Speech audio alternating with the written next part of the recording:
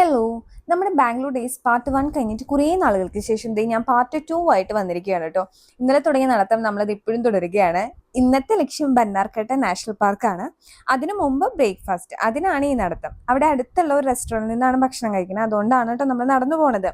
എന്തായാലും അവിടെ നിന്ന് അടിപൊളി ഒരു ബ്രേക്ക്ഫാസ്റ്റ്. പിന്നെ അവിടെ നിന്ന് നമ്മൾ ഊബർ വിളിച്ചിട്ട് ബന്നാർക്കട്ട നാഷണൽ പാർക്കിലേക്കാണ് കേട്ടോ. നമ്മൾ ഇത്തവണയും 2 സെറ്റായിട്ടാണ് പോണത്. പക്ഷെ അവിടെ എത്തുമ്പോൾ ഒരുമിച്ചെത്തും. അങ്ങനെയാണ്. നമ്മൾ തലേന്ന് തന്നെ ഇവിടേക്കുള്ള ടിക്കറ്റ് ഒക്കെ റിസർവ് ചെയ്യണം. എന്നാലും ക്യൂ ഒക്കെ ഉണ്ട്. പക്ഷെ കമ്പാരിറ്റീവ്ലി കുറവ് തിരക്കാണ് ഉണ്ടായിരുന്നത് എന്നാണ് കേട്ടോ പറഞ്ഞത്. അങ്ങനെ നമ്മൾ ജംഗിൾ സഫാരി സ്റ്റാർട്ട് ചെയ്തിട്ട് ഇതൊരു ഓക്കെ സംഭവമാണ്. ഭയങ്കര ആർഭാടമായിട്ട് പറയാനൊന്നുമില്ല. നമ്മൾ സ്ഥിരം കാണുന്ന മാന്, മയില്, കടുവ, പുലി അങ്ങനത്തെ സംഭവങ്ങളൊക്കെയാണ് കേട്ടോ കാണുന്നത്. പിന്നെ ആനക്കൂട്ടങ്ങളെ കാണാൻ പറ്റും.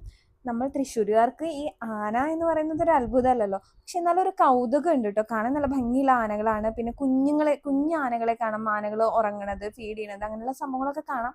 അതൊക്കെ രസമുണ്ട്. പിന്നെ ഞാൻ ജംഗിൾ സഫാരി എന്ന് ആലോചിച്ചപ്പോൾ ഞാൻ വിചാരിച്ചത് വൈൽഡ് ആനിമൽസിനെ ആയിരിക്കും നമ്മൾ കൂടുതൽ കാണാമെന്ന്. പക്ഷേ ഈ ആനകളെയൊക്കെ വളർത്തുന്ന സംഭവങ്ങളാണ് കേട്ടോ. കുളിപ്പിക്കുന്നുണ്ട്, ഫുഡ് കൊടുക്കുന്നുണ്ട്, അങ്ങനെയുള്ളതൊക്കെയാണ്.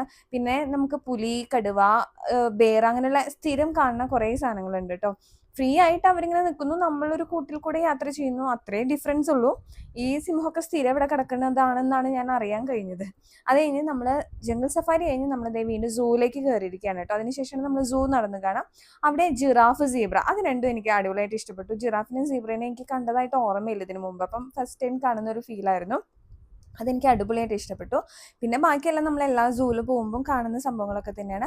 പിന്നെ ഈ ബെയറിൻ്റെ ഈ ആക്ടിവിറ്റീസ് അത് അടിപൊളിയായിരുന്നു. നമ്മൾ മനുഷ്യർ തന്നെ ഇങ്ങനെ വേഷം കെട്ടി നടന്ന് പോയി ചെയ്യുന്ന പോലെ തോന്നിയായിരുന്നു. ഭയങ്കര പിന്നെ കുറച്ച് കിളി പോയ ഐറ്റംസ് ആണ് ഈ ബേഴ്സ്. അതൊക്കെ കാണാൻ ഒരു രസമായിട്ടുണ്ടായിരുന്നു കേട്ടോ. പിന്നെ നമ്മൾ സ്ഥിരം കാണുന്ന കുറേ ആൾക്കാരെയൊക്കെ കണ്ടു.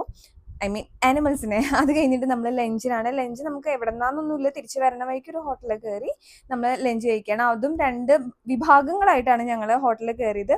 നമ്മൾ സൗത്ത് ഇന്ത്യൻ മീൽസും നോർത്ത് ഇന്ത്യൻ മീൽസും ഒക്കെയാണ് പറഞ്ഞത്. കുറച്ച് ഹെവി ആയി പോയി എന്ന് കണ്ടപ്പോഴാണ് മനസ്സിലായത്.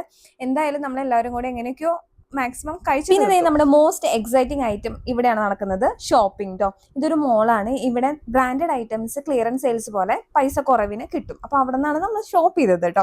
അത്യാവശ്യം നല്ല സാധനങ്ങളുണ്ട്. തപ്പി തെരഞ്ഞെടുക്കണം എന്ന് മാത്രമേ ഉള്ളൂ. അപ്പോൾ അവിടെ നിന്ന് നമുക്ക് കൊണ്ടുപോകാൻ പറ്റിയ സാധനങ്ങളൊക്കെ നമ്മൾ വാങ്ങിച്ചു. അത് കഴിഞ്ഞ് തിരിച്ച് ഫ്ലാറ്റിലെത്തി നമ്മൾ റെഡി ആയിക്കൊണ്ടിരിക്കുകയാണ് കേട്ടോ പോകാൻ വേണ്ടിയിട്ട്. ഇന്ന് തന്നെ നമ്മൾ നാട്ടിലേക്ക് പോകും. ബസ്സിലാണ് പോണത്.